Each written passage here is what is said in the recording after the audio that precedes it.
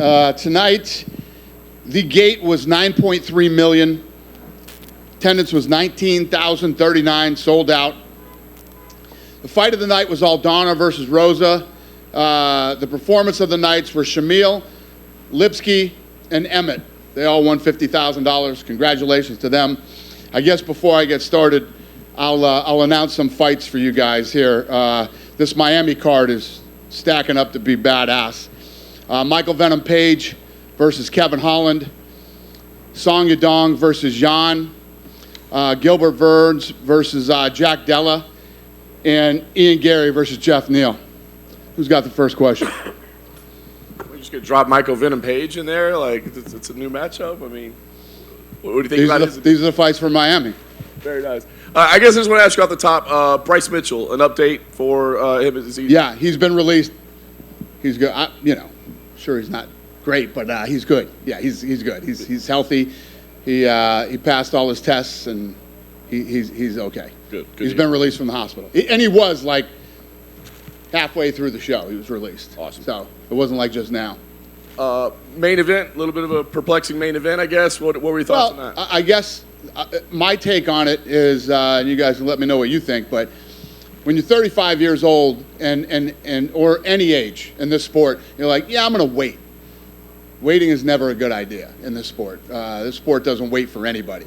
And I think he looked slow tonight. He got out wrestled. Leon looked good. Leon looked fast. Looked like he had trouble dealing with his speed, and then getting out wrestled too. And not to mention the fact that Leon absolutely destroyed that leg too. Yeah. So we talk about him waiting. I mean, I think the thought was along the way that you guys were kind of holding him out for a title shot. Were there other fights you wanted for Colby? I don't ever have anybody wait in this business, man. This is not a business that waits for you. Yeah. Your windows are very short, and you never know once you start getting up into your mid-30s when you're going to show up and just not look like you anymore. Yeah. Bilal Muhammad was the backup this week. I think you said he's next. Just still seemed like the next fight for you. I'm not even thinking about that right now. And last thing I'll ask on the main event with Leon, do you have an idea, like, let's get him back to England now, or we like him here in the States now, or do you have an idea, a plan, like, where it makes sense for him to fight? Obviously, it makes a lot of sense to have him fight in England. If you look at what the kid's done, he beat Usman twice and just beat Colby. Colby's the guy that I was saying if Usman didn't exist, he'd probably be the dominant champion in that weight class, and Leon beat them both. So, yeah. Nice. Much respect to him, and he looked incredible tonight. Co-main event, Alessandro Pantoja looked very good. Yep. He's a tough opponent, I guess. What did you think about his performance? Yeah, same. I mean, he looked great tonight. He looked great. Shavkat threw me off in the beginning when the way he was grappling instead of striking. Then he ends up submitting Wonder Boy, who's never been submitted. So Josh Emmett, holy shit.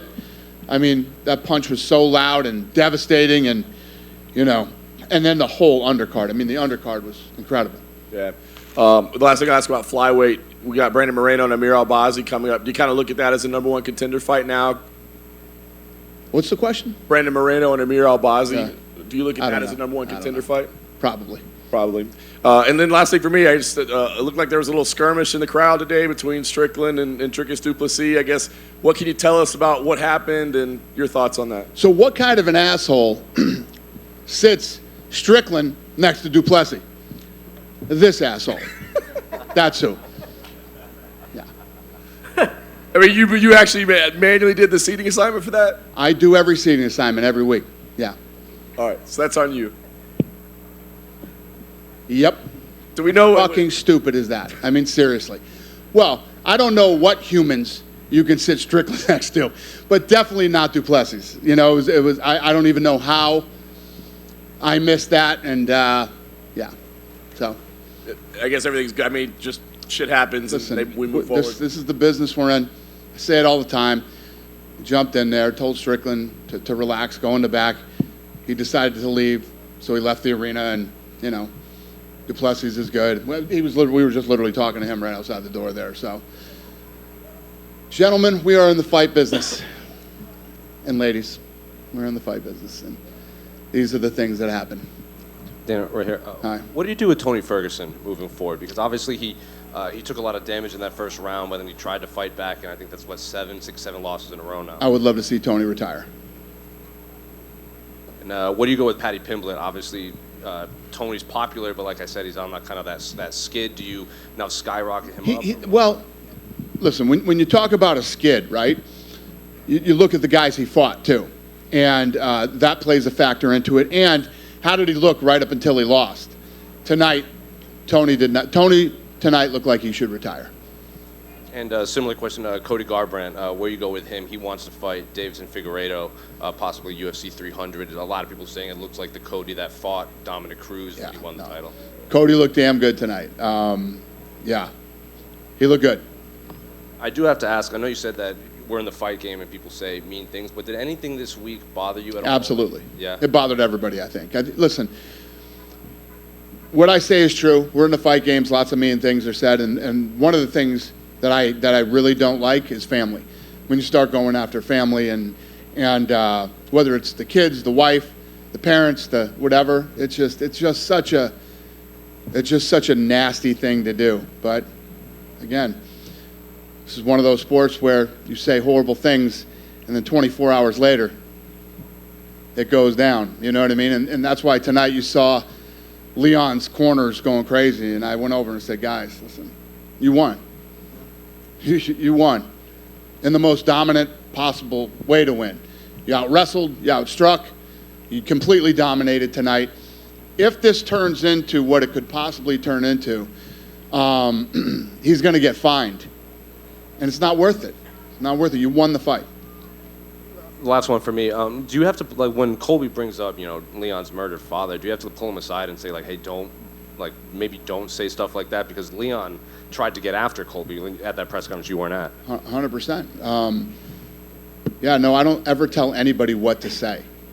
You know what we will say? Guys, when you go out on that stage, do not touch each other. Everybody thinks that I love when these type of things break it. No, I don't love it. And more importantly, the commission doesn't love it. And the commission is the government. So, no, we don't like this stuff, and we do everything in our power to make sure that it doesn't happen. Dana down here. With Colby and his performance tonight, obviously the time away from the cage probably was a factor, but do you think there was pressure on him, involving Trump to the level he did, wanting the belt wrapped around by him, 35 years old, potentially last title shot? Do you think maybe the pressure got to him a little bit? It gets to everybody. I'm sure Leon had a ton of pressure. I mean, he was just talking about what he said about his father, and, the last thing you want to do is now go out and lose to that guy. All these guys deal with pressure. But Colby's been in big fights before. This isn't Colby's first rodeo. He's been in big fights, and Colby just looks slow and old tonight, in my opinion. Did Trump give his feedback on Colby's performance? No, I think everybody felt the same way. I mean, he got out-wrestled by Leon tonight. What did you make of that from Leon? Just the fact he wanted to do that as a statement. It was kind of his way of getting back at Colby for the words, right? Were you admiring that, or do you think, hey, that's a risk against a guy who could out-scramble? No, I would imagine that, if you look at Leon Edwards' last 3 fights, he's going up against 2 of the best wrestlers probably ever in the division, right? I mean, off the top of my head. And I'm sure he's been wrestling his ass off, and it really showed tonight. With the Strickland Plessis thing, were you at least grateful that Sean asked the kids in between them to move out the way first? I didn't know that. That's awesome. And last one from me. Could you step aside so I could assault this gentleman, please? Thank you, children. Yeah, no, not good. I was bummed out there were kids at the press conference that day. You know what I mean? Yeah. Wild week. Last one from me. Just talk about MVP signing with the UFC. What you expect from him in that fight with Kevin Holland? I think it's going to be great. I mean, that's why we made that first matchup. That's a fun fight between 2 guys who let it all go. It's a good one. Hi, Dana, right here. Yep. I'm just curious. Aljamain Sterling tweeted that he had tickets tonight and that they got pulled. I'm wondering if you know anything about that. Well, they were tickets that he was with a sponsor. I don't know how they got pulled or what happened, but the team reached right out to him and he was like, "Yeah, never mind. I'm good. I'm going to leave." Okay. Also, it's been a while since we've talked, but the Power Slap was approved in California. I'm just wondering if there's going to be an event maybe around UFC 298. Yeah. So going into next year, You're going to see a lot of states open up in the first couple of months. We should have 5, 6, 7 states in early 24. And yes, we will start traveling around and doing events. Thank you. Thank you. Dana, right here, right in front of you. What were your thoughts on Shavkat Rakhmonov's performance tonight? Obviously, another dominant win against a tough guy. Yeah, he looked good. I was a little shocked at the grappling, pushing against the fence. I didn't see that coming. But then he ended up getting the takedown and the submission. And, the first guy to submit him. And on the opposite side of the equation, Wonder Boy, I'm just curious, where you think he goes from here. He's getting older in age, but he's still pretty competitive. He's had some wins recently. Yeah, I don't know. I mean, that's something he and his team are going to have to talk about. He's not in the same situation that I feel Tony Ferguson is in, so completely different. Then one more thing about the Strickland incident. There were some police officers that were involved, kind of breaking it up. To your knowledge, was there any sort of legal issues? No. No. I'm sure the police got better shit to do than, two guys were going to fight here in a month, getting into a, skirmish here at a fight. And when it gets physical like that, would you ever consider fining? I'm not talking about the trash talk and stuff, but in terms of actually No. It's my job to make sure that stuff doesn't happen. If I wasn't an asshole, those two wouldn't have been sitting next to each other. It blows my mind that I let that slip. It just blows my mind. Yeah. Thanks. Dana, right back here in the middle. Hey. Right back. Dana, Brittany Palmer's last UFC event. Obviously, there's a lot of ambassadors who don't fight that are part of the UFC family. Just what are your thoughts on her run in the UFC? Yeah, her and Ariane both. So they've both done their last walk, I guess you would call it, and they've been awesome, and we loved having them here, and yeah, it's all good. A lot of people, myself included, were surprised there wasn't a surprise announcement of the main event for UFC 300 at yesterday's big seasonal press conference. Are you planning to go big when you do announce that one? Well, we're still working on Miami. Miami is becoming this ridiculous card right now, too. So as we head into the new year, we'll start getting 300 dialed in. And then we wanted some stuff to play out first. Thank you. Yeah. And then finally, just curious, was there any talk about trying to rebook Ian versus Vicente Luque, or did things just fall apart? We offered Luque a bunch of fights. He turned them all down.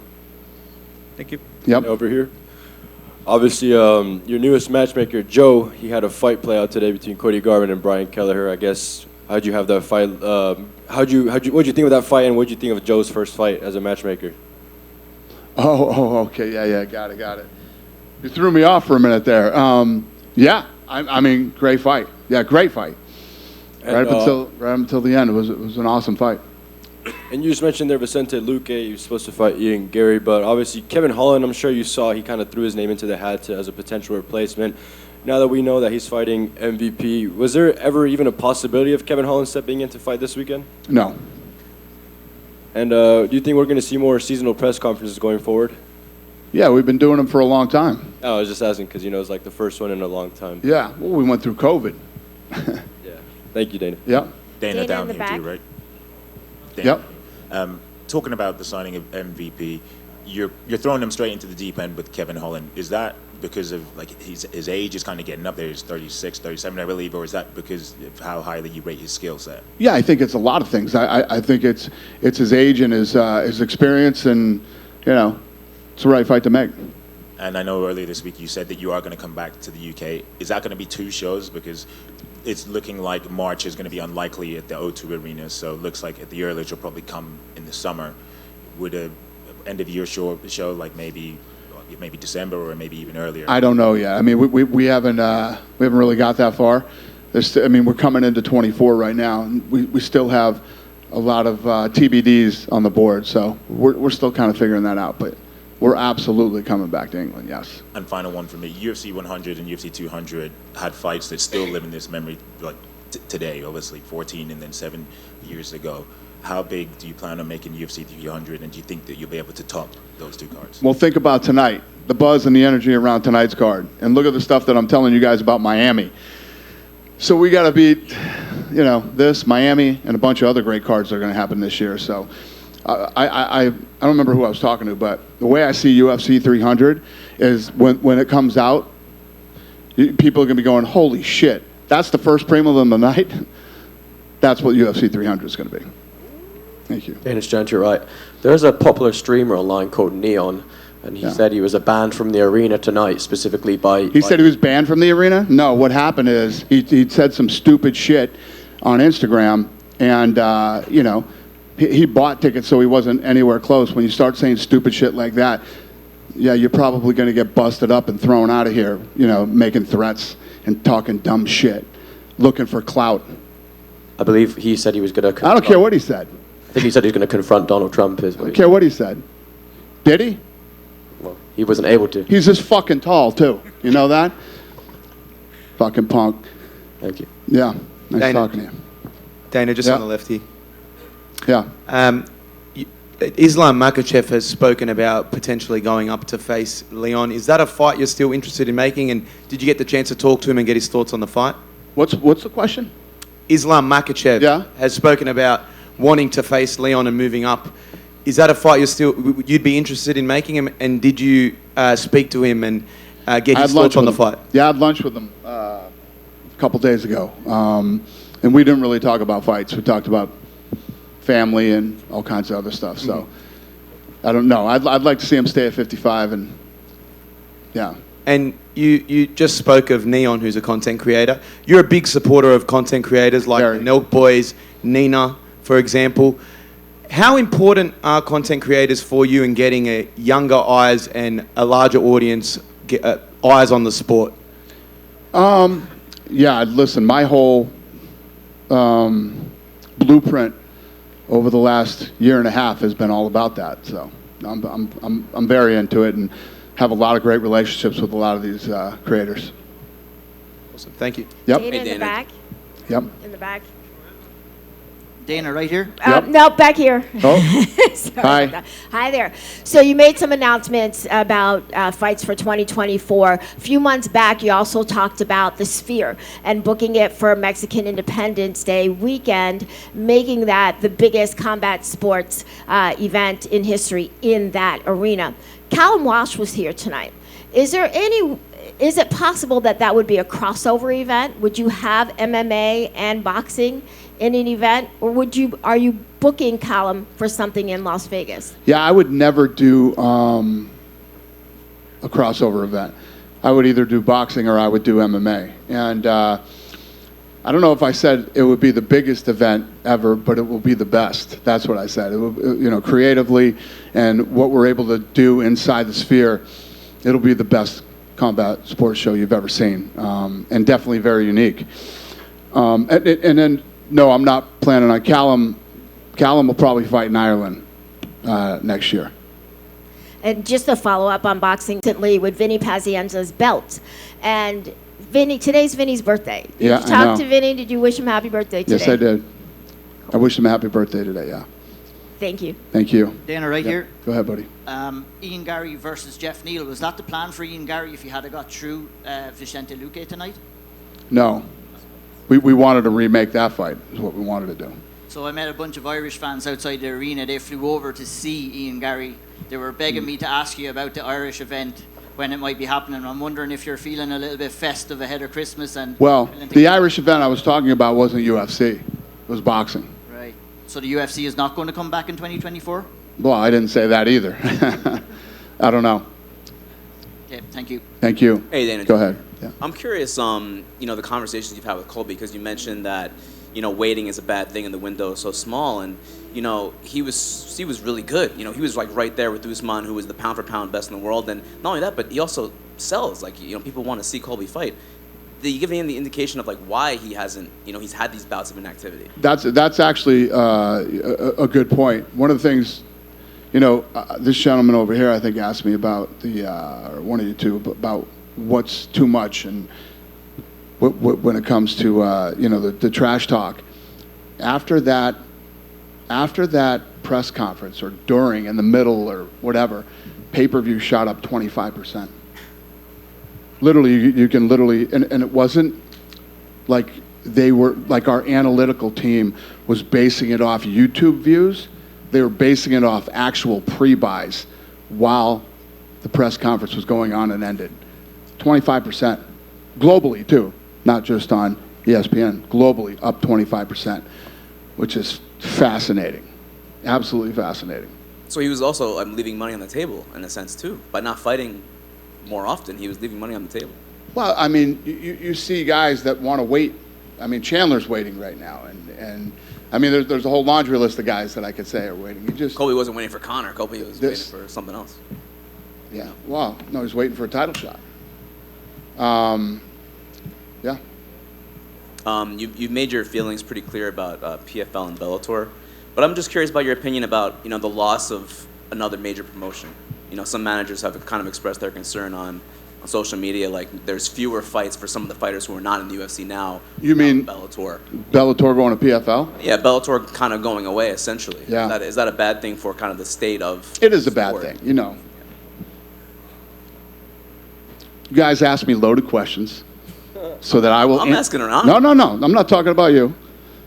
Guys will ask me loaded questions to push me and to get me to say what I want to say, so what I will say, so you can get your fucking clickbait that you need and want. But yes, it's a bad thing. It's not a good thing for there to be less options, not only for fighters to fight, but guys who are coming up to have less options. So yes, it's definitely not a good thing. Thank you. Yep. Hey Dana, back here. Back with Shavkat Rakhmonov. With his performance tonight, the fact that he's 18 fights, 18 finishes, exciting. Seems like the crowd loves him. Like he was the only foreigner that wasn't booed tonight. Is there a chance that like he can leapfrog Bilal and get that title shot? I know timing's everything. You don't make fights, but like, is he in the conversation? Yeah, I mean, the guy's undefeated, and everything you said is on point. Yeah, and right here, right now, I have no idea. We got to get back in the room and talk, and we're dark here for next few weeks, so we'll get a lot of shit done here through the holidays. Do you happen to know Trump's reaction to Colby's performance? Did what? Do you happen to know Trump's Well, I mean, like I said, I think he felt the way everybody felt. I mean, I don't know what you guys' opinion was, but mine was that he looked really slow. He had a hard time handling the speed. Could never really get off because of the speed, and even got out wrestled. So, he didn't voice anything. He waited till Colby spoke after the fight and wanted to hear his, his interview. But no, didn't really have much to say. Colby was saying that if he had won, Trump would have wrapped the belt around him. Is that true? No. And then finally, Do you think Secret Service is going to let him get up there in the middle of the octagon? I mean, I'm pretty, Definitely not. I'm pretty gullible. 2023 is wrapped, and 2024 is coming. Is there a specific fight, specific fighter, specific moment of this year that that I guess you would remember from this year? No. The problem with me is that I'm one of these guys, like you guys like to ask me lots of questions about, legacy and the past and the this and that. I don't ever really even think about the past. I'm always thinking about right here and tomorrow. I'm always looking forward. Maybe I should be a little more nostalgic and look around sometimes and think about stuff, but I don't. I'm always thinking about what's next. Thank you. Thank you. And I could kind of see your take on this question kind of already, but was there like an event that you were just kind of stands out to you from being a part of this year, or is that the same answer for that one too? It's funny, man. I feel like every one of our events are always awesome. I mean, every time we go to MSG, the last Miami show was incredible. But I love the Contender Series, man. I like. We're sitting in the office, and literally everybody gets up to leave to go to the Contender Series, and I love those fights. I love that show, and I love those fights. That's like my highlight of the year, are those fights, and I like what's at stake, and that it's live, and it's right here, right now. Who are you, and what do you got? It's just everything about the Contender Series I love. For sure, yeah. Always put on great fights out there, and like you said earlier, you'd like to see Tony retire. In case he does go up to you and say, I want to continue, are you guys going to offer him another fight, or is that kind of like a let's sit down and talk about it? Yeah, listen, Tony's been an absolute warrior and a dog in this sport, and I don't want to disrespect him by publicly talking about him retiring, but I would love to see him retire. That's really where my head's at. Dana. Yep. First of all, congrats for 2023 season. Thank you, buddy. In terms of money, like the as a business, this season 2023 was one of the best in the UFC history. Yeah, so what continues to happen is, and when you think about COVID, right? When we came out of COVID, think about all the places that we still haven't been in years now that are still, like when we roll into Toronto, Canada again, we haven't been there in years. I haven't been there in years, that's for sure. And Toronto's always a fun spot, always great fans up there, the energy and the buzz up there, and I love the city of Toronto. So as we start to go into these other markets, let me give you an example. Ioli hits me up tonight, and he's like, hey, what's the gate? What's it going to be? And all this shit. And I told him, 9.3 million. He said, wow, I didn't realize the gate was that big or whatever. Where does that rank all time? Ranks number 15. So if you look at what's happened over the last couple of years coming out of COVID, these gates continue to go like this. I think you're going to see that in 24 too, as we go into these new territories. Call them fresh territories that we haven't been in a while. Awesome. Talking about territories that are not that fresh, like Brazil. In 2023, UFC went to Brazil twice. Yep. For 2024, how many events can we expect in Brazil? I don't know that right off the top of my head either, but, obviously, how I always talk about Mexico and England and, Brazil is a very important market that's, not only loaded with tons of fans, but tons of talent. So we're always going to be going to Brazil. Pantoja, Alexandre Pantoja, he was asking tonight that he told me he's going to ask you and the UFC to give him the chance to headline or maybe be the common event in Brazil. He wants to fight in Brazil. Do you see that happening? Do you think it's possible for the first semester in 2024? Yeah. Nice. Okay.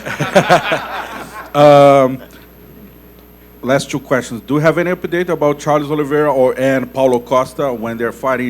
Is there any negotiation with them both? No. Last but not least, Saudi Arabia. You were talking about that. It's going to happen, the first UFC event there, right? Saudi Arabia? Yes. What's the question about it? It's going to happen, the first UFC event over there, right? Yeah. So, since it's the first, and can we expect like something huge, like maybe, even though it's a You talking about the card? Will the card be great? Yes, going to put together a badass card for Saudi Arabia. Even though it's not a pay-per-view, can we expect like a title shot headlining? It's a great question. It's the first time we've ever been to Saudi Arabia. Obviously, those guys operate at a very high level, and we will bring a not typical fight night to Saudi Arabia. Dana. This has to be the best audio we've ever had in this press conference, in this tent. No helicopters, right? Yeah, Well, there's some fucking machine. I can hear everybody here, and I can't hear anything ever. This Even is incredible. Me. Yeah. Even you. Well, I understand you. This is unbelievable. Yes. Dana, down here to you. Talked about new territories, and every time I speak, I always ask you about UFC Africa. I know that's something that you said that's going to be a bucket list thing for you. Yeah, it's super important to me. Can you provide any? So here's the thing when we talk about UFC Africa, right? Dricus, he's South African. So there's this whole thing about, well, if you go to South Africa, you're not really going to Africa. You know what I mean? But if the guy who ends up being the guy is from South Africa, then we would probably start in South Africa. And then that my long-term goal is to really plant some roots there, like we're doing in Mexico, like we did in China, like we're going to do in other spots too, and start pumping out young talent from that country. And obviously you mentioned South Africa there. What other countries have you earmarked as potential locations? Well, we've talked about Nigeria, you know what I mean? We've talked about, what was the two? There was Nigeria, Rwanda were the two places that we're talking. Dana. So the three places, South Africa, Nigeria, and Rwanda. Wonderboy walked out with Jack Black and the Tenacious D Gang. Any chance more of the same from fighters if they propose the idea to you? Yeah. Tony walked out tonight with, yeah, exactly. So yeah, I'm always cool with that. long as nobody's singing or, any of that shit, we're good. Yep. Dana, just kind of curious, what are your goals looking like for 2024? You have a lot big plan. What are some of the goals that you hope to accomplish that you haven't mentioned yet? In 24, we're gonna be opening the PI in Mexico. We're gonna do a live event down in Mexico. I'm really gonna start grinding down there, and all the plans that I've had over the years. Then, like she was saying before, then is Mexican Independence Day at the Sphere. And as I get, I'm working on that thing now as I get more, I guess as I get my shit together, I will let you know more about how that thing's going, because I got all these plans for it, but I'm working on it right now. So Mexico is huge for us next year. Like I was saying to this gentleman earlier, Leon Edwards winning, and beating Usman twice and beating Colby. The UK is big. I also was saying the other day, I want to start hitting places like Manchester and, other places in the UK other than just London again. And first fight in Saudi Arabia, like we were talking about, that's got to, we got to deliver on that one. So we got some. We've got some big things working that we have to, it's one thing to sit up here and yap about it, it's another thing to deliver. Talking about bringing a boxing match to Ireland. A lot of new stuff going on next year. Fun stuff. You done with me? Happy holidays, everybody. You and your family have a great one.